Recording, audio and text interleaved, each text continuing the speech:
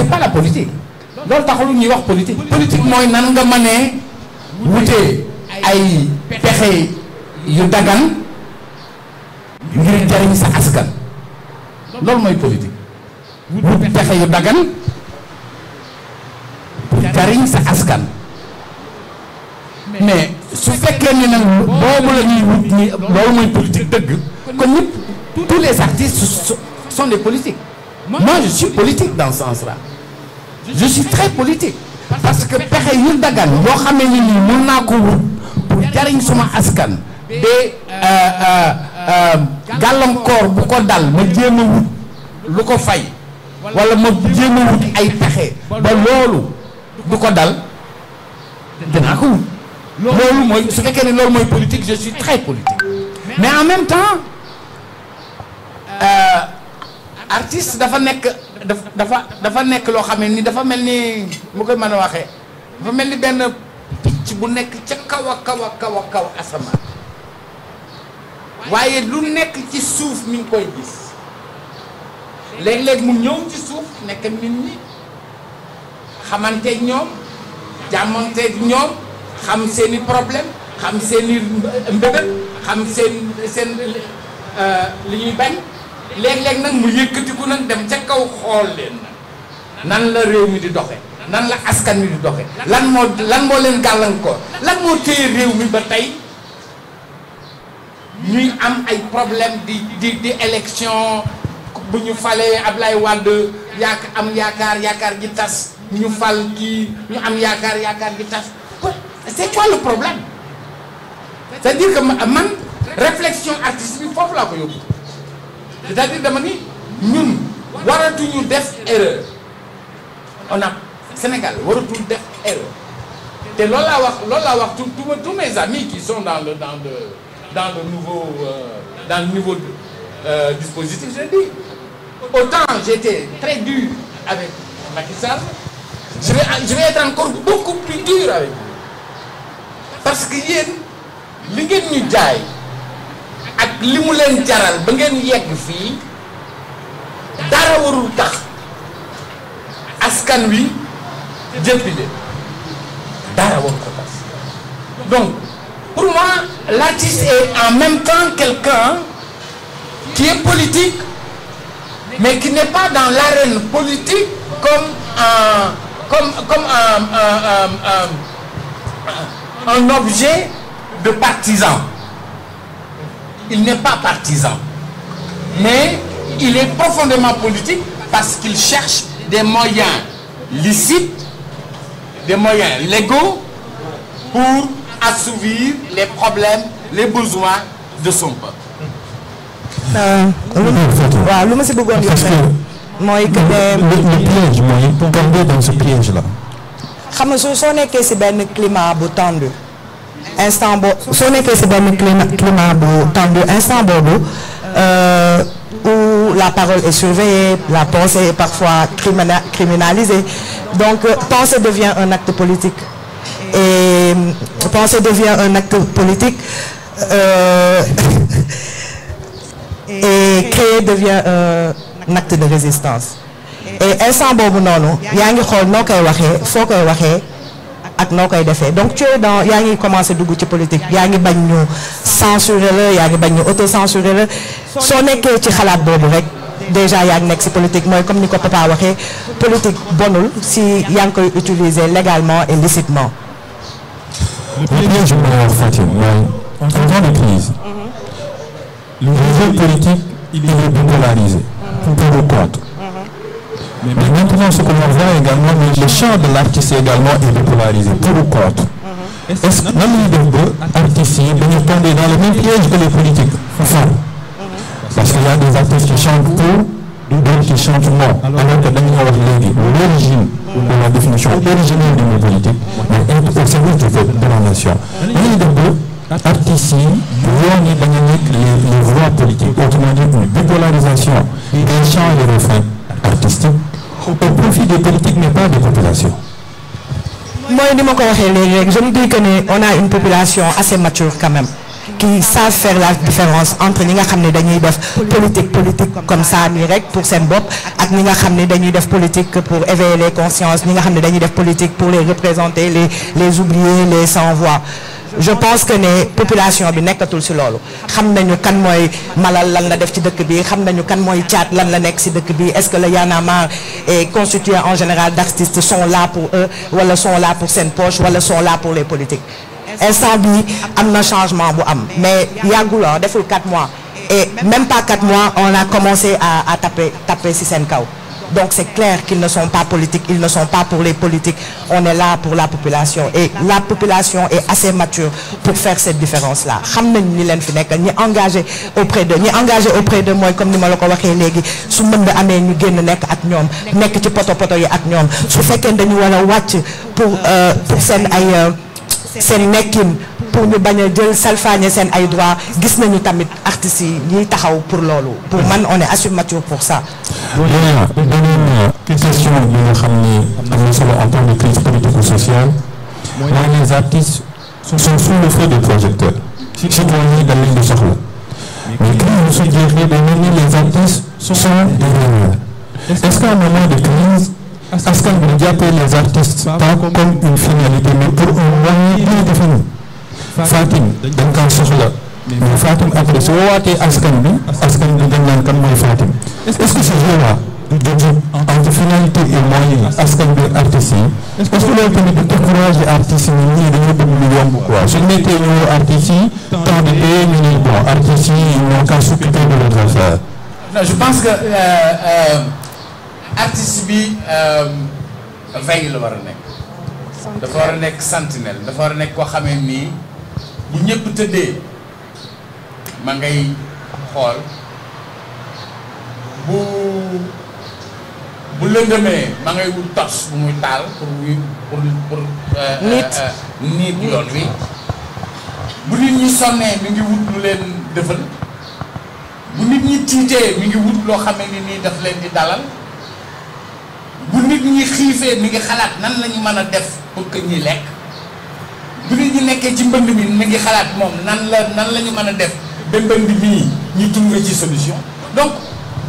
l'artiste est dafa mel ni un démiurge dafa mel ni koo xamee ni nii jigéen na suñu borom jigéen boo xamee nii lépp lu yittey suñu borom daf koy taxawal du koo xamee nii rek day toog bu baaxee ñu woo ko bu mettee ñu sànni ko déedéet non artiste bi mënoo ko sànni xam nga dafa muy artiste du daanu artiste kenn mënu ko sóo vrai artiste kenn mënu ko sóo ak lu mu metti situation bu mu ak nu mu mel bu dalee ba dal ba yaakaar ba ñu yaakaar ni léegi ñëpp toog nañu amatuñu problème changement am na beneen gouvernement am na beneen président am na artiste bi ma ngay xool moom lan moo mën a gàllankoor ñii fi toog ak lan la ñu war a moytu ak lan fan mooy yoon wi nga xamee ni nii parce que artiste li koy may chance mooy xalaatam dina ko yeggal foo xamee nii dina gis je donne un exemple boo seetaanee yéen di Djibril Diop Mambéty li mu doon wax li Linguère Ramatu doon wax ak Dramane Dramé boo amee lecture da nga naan c'est très vigilant li mu doon wax lépp 92 on l'a vécu étape par étape donc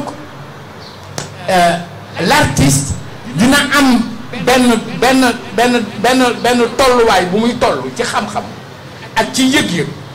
mën na ko yóbbu sax ba muy gis loo xamee ni ñi politique yi duñ ko gis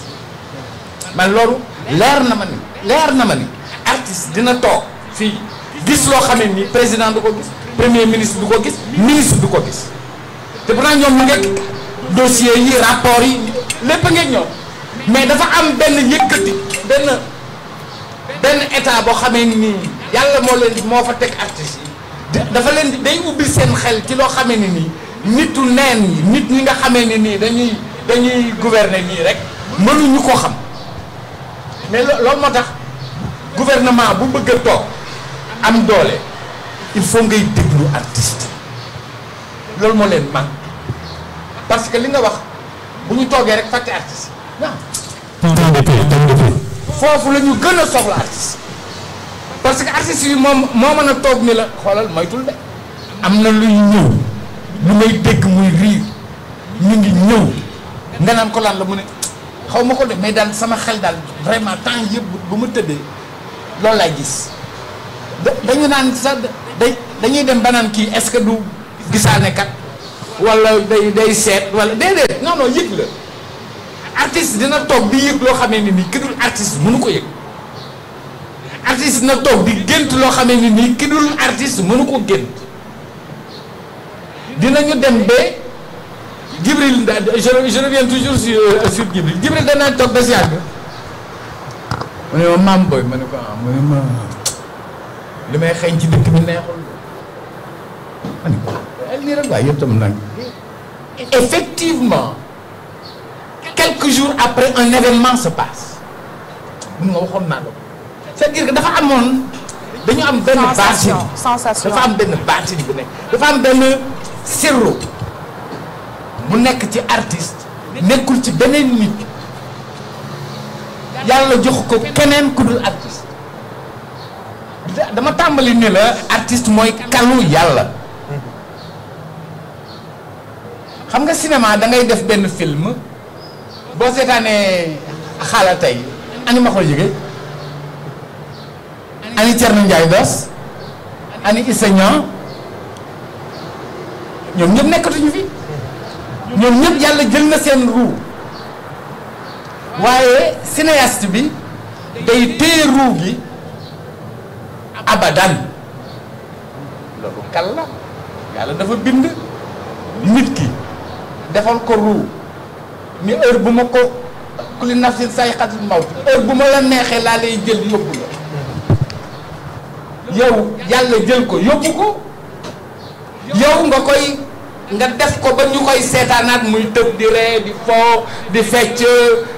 di la reeloo te nekku fi est-ce que dégg nga li ma la c'est-à-dire que foofu ngay xame ni art dafa doy waar du loo xamee ni nii affaire caaxaan la ñi nga boo gisee les masques ñi daan def masque yi du ko jóg rek ñu ne la am bant ngi nga yett masque de ay initié ñoo ko daan def ay ñoo xam ne dañu leen daan tàggat dafa am fu ñu leen daan jaarale dafa amoon lu ñu doon def ci ñoom ba bu ñu toogee bu ñuy yett du ñu yett rek nit ki walla bopp bi dafa am leneen lu ñuy yett y a une âme qui est là-dedans et ça boo nekkul artiste mënoo koo xam donc pour revenir à ta question gis nga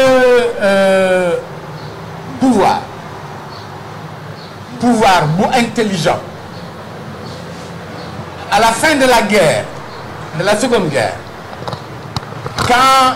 en Angleterre on voulait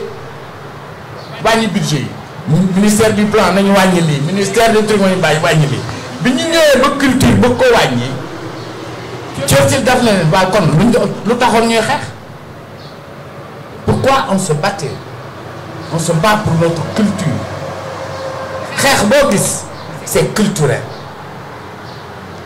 li ñuy Iran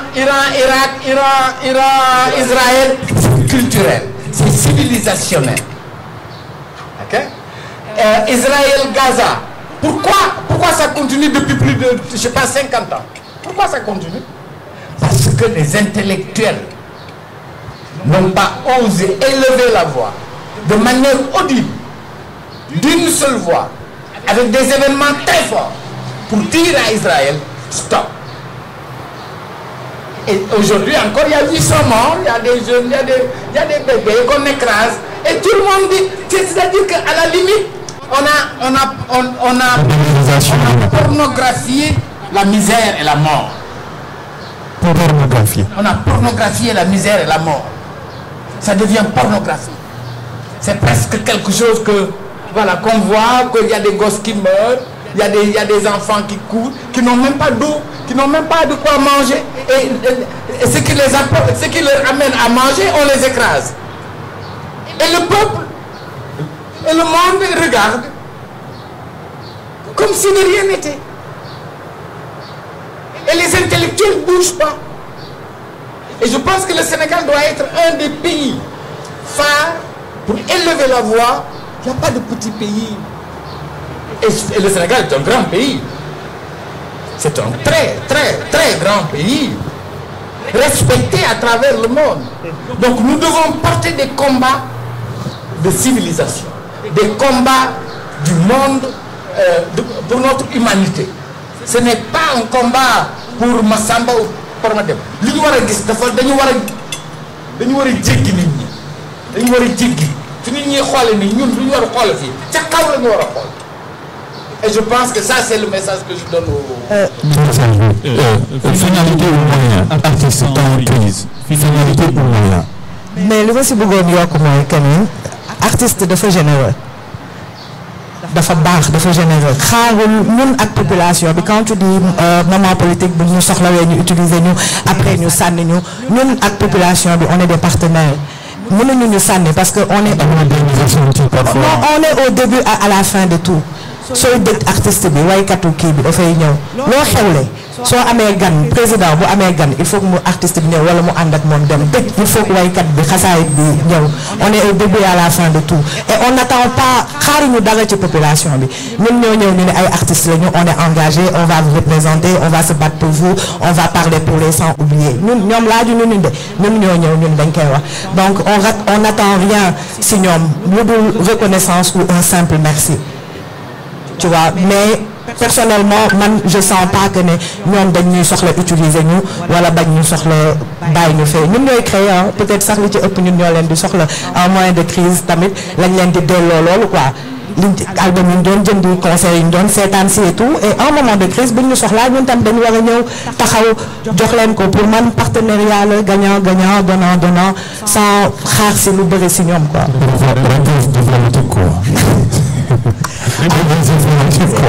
L'idée avancée de la parole publique, si orientation, l'engagement, se battre, et après, c'est-à-dire comment être un sentinelle. Être un sentinelle, c'est toujours rester artiste, ou s'engager politiquement, parce que c'est là où tout se décide. Est-ce que l'artiste, au-delà de l'orientation artistique, cinéma, est-ce que l'autre aussi, au-delà de ça, nous avons une phase où on va dépasser et s'engager politiquement pour être parmi les décideurs et pas seulement parmi les sentinelles. Ou bien, pas du tout. Après, c'est un choix. Hein. C'est un choix. Tu peux rester artiste comme tu peux t'engager politiquement. Man dama gëm ne benn instant maa ngi ko doon wax Thiat je lui dis oui yéen a ngi si mbedd bi di xeex ñu leen di dóor et tout mën nañ ko gën a institutionnalisé tey jii si tu es député tu es toujours là pour le peuple tu vois tu pourras dire ce que tu veux sans pour autant que tu sois battu ou que tu sois torturé loolu man sama xalaat la c'est comme je dis c'est un choix am na ñu nga xam ne dañu gis ne war nañ man pour man dañu war a dem ci instance de décision yo parce que si tu peux être dans la rue wax li ngay wax nit yi déglu la mais mu ànd ak ay dóor ay torture alors que mën nga dem si yenn instance yi wax ko fa librement aisément ñëpp déglu la sans pour autant que tu reçois des coups ou dund ay torture man je suis d'accord su amee ñu def choix boobu mais am na nag ñu nga xam ne ils préfèrent être des sentinelles mais nekk si biti quoi. man moom je ne me vois pas dans la sphère politique. man politique ni ñu koy gisee nii dem ci ay meeting di wax ak man li ma yàlla may pour suma askan dinaa ko jox ba wis ko c'est-à-dire suma xalaat suma jot ak lépp lu ma man fu ma man di ne muy guddi muy bëccëg ak lépp lu may def bu may yewoo ba keroog may nelaw ci loolu lay nekk donc loolu ci samay xalaat la ci sama bind la Je me rappelle la lettre ouverte que j'avais faite à Macky Sall. dama yeewu dëkk bii nii doy waar ma yeewu ñu jël jóg julli toog génn doxantu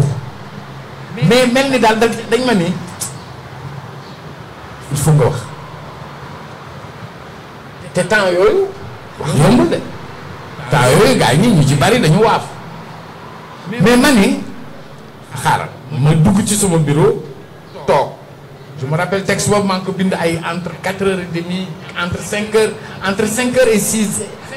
5h30 d'un trait je l'ai écrit parce que booba dafa meloon ni dama ëmb dafa meloon ni li nekk ci man bu génnul woon du ma nekk te bu génnul woon góob ma ni dinaa mën a xool samay doom dafa meloon ni dañ ma sas loo xamee ni nii dañ ma ni Moussa wax jot na de fii nag la wax jote boo waxul bul waxati boo waxul tey bul waxati donc c'est très politique parce que lettre bi je me rappelle benn phrase la mujj nee naa ko devant vous la page est blanche tâchez d'écrire les belles lettres de ce pays ci sa kanam xaw fi ne yaa ngi nii àdduna ngi lay xool kayit baa ngi nii kenn bindu ci dara yow rek yaa ci bind loo ci bind nag moo fiy des parce que loolu li mu waroon a bind moo tax conseiller dafa baax xam nga ñi ci bari lan la artiste mën a def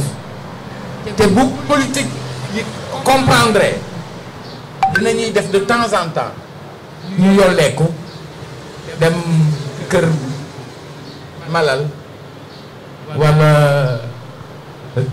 kër soxna si dimanche yollee ko ñëw toog man de dama ñëw xaaran si añ toog ak yow waxtaan ak yow 2 heures jëlaat seen oto dem seen yow gis nga c'était la force de Senghor c'était la grande force de Senghor Senghor prenait sa voiture banalisée et allait voir les artistes incognito et ça c'est ça qui a fait que il avait des conseils qui n'étaient pas intéressés xam nga ñooñu duñ la conseiller pour nga jox leen dara ci suuf man xaaruma ci dara ci duñ la conseiller pour nga nommer leen duñ la non dañ lay conseiller yàlla tax dañ la koy baaxee lii daal moo sañoon te yaakaar naa ne lii boo defee lii dina baax wala moytul lii de mag ñi njëkk ña dañu amoon li ñuy wax bëtum réew moom la ñuy wax bëtum réew dafa nekkoon nit koo xamee ni nii mi ngi ci dëkk bi lu xew ci dëkk bi xam na ko mën na nekk taaxuraankat mën na nekk taasukat mën na nekk wëndëg boo xam ne da ngay yaakaar ni kii tekkiwul dara waaye lu xew ci dëkk bi xam na ko day toog ba si yàgg buur bi mooy dox jóg tànkam ñëw toog ci yow ne ko waaw sëñ bi man de damaa bëgg ñu waxtaan ci réew man réew mi dee na war de mun la démb de man kër Malal laa yenn mais Malal wax la li Malal nekkoon lépp jabari Malal ji la mu defoon kii Malal expliqué la lépp te ci nappa doo ko jox dara te daf lay baaxee loo xamee ni nii pour nga am ko il fallait que yow nga jël ay services de renseignement ay kalang gaa ñu dugg fii génn fii sur écoute machin kalang te ñii duñu soxlawuñu écoute dañuy ànd ak parce que ñu ngi ci biir askan wi xam nañu les problèmes des jeunes lu tax aujourd'hui les jeunes sont en crise mais kooku gis naa ñu wax ci parce que pour man c'est le plus grand problème de ce pays te c'est benn affaire bu doy waar te kenn waxu ci xam nga simol gis nga simol gis nga suus beeg affaire yooyu gis ngeen nan la phagocyté société bi nan la andee ci société bi benn impolitesse benn xayati ci jeunesse bi est-ce que nit ñi xalaat nañu loolu fan la jógee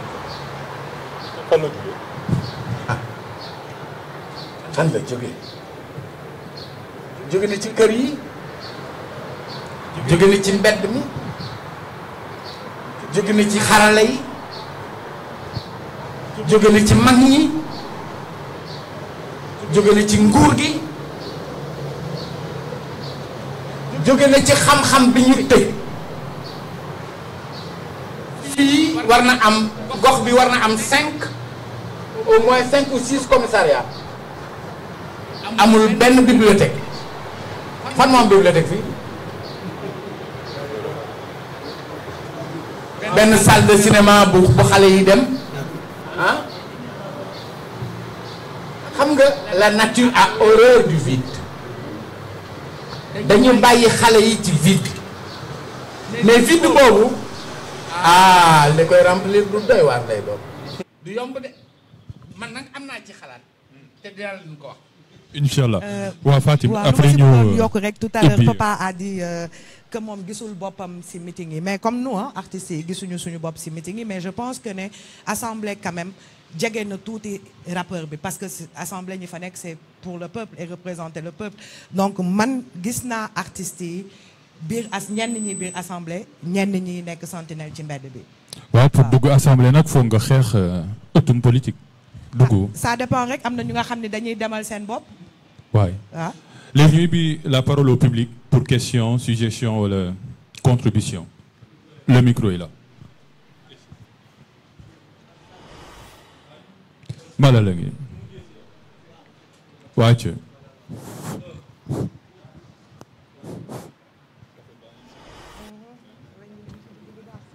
Ok, merci beaucoup pour ces belles prestations. Mon nom c'est Alpha Bayo. Je suis très ravi, en tout cas, de cette prestation